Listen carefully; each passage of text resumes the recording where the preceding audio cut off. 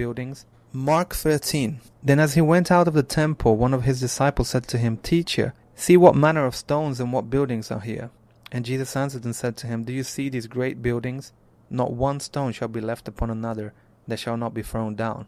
Now as he sat on the Mount of Olives opposite the temple, Peter, James, John, and Andrew asked him privately, Tell us, when will these things be? And what will be the sign when all these things will be fulfilled? And Jesus, answering them, began to say, Take heed that no one deceives you. For many will come in my name, saying, I am he, and will deceive many. But when you hear of wars and rumors of wars, do not be troubled. For such things must happen, but the end is not yet. For nation will rise against nation, and kingdom against kingdom. And there will be earthquakes in various places, and there will be famines and troubles. These are the beginnings of sorrows. But watch out for yourselves, for they will deliver you up to councils, and you will be beaten in the synagogues. You will be brought before rulers and kings for my sake, for a testimony to them. And the gospel must first be preached to all the nations. But when they arrest you and deliver you up, do not worry beforehand or premeditate what you will speak.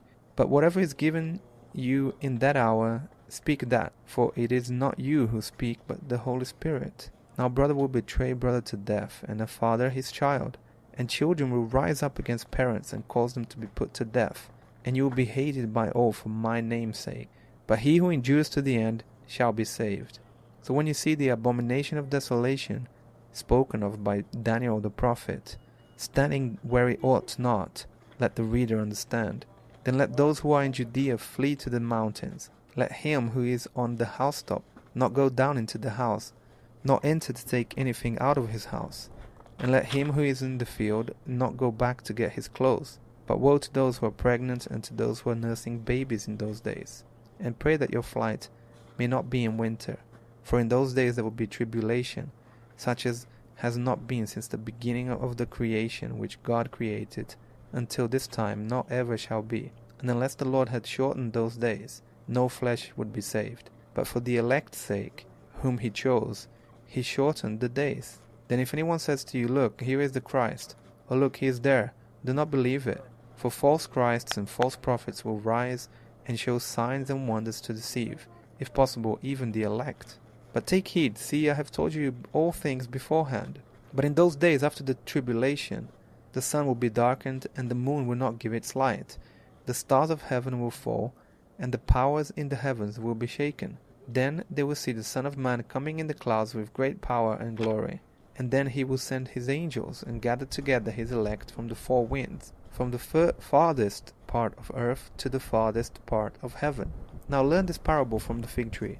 When its branch has already become tender and puts forth leaves, you know that summer is near.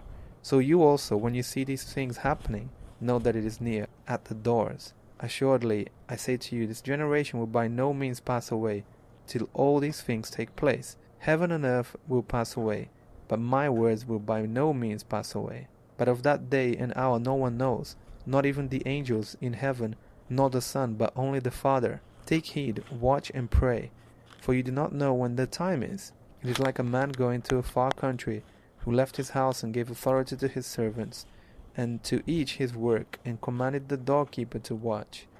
Watch therefore, for you do not know when the master of the house is coming, in the evening, at midnight, at the crowing of the rooster, or in the morning, lest coming suddenly he find you sleeping. And what I say to you, I say to all,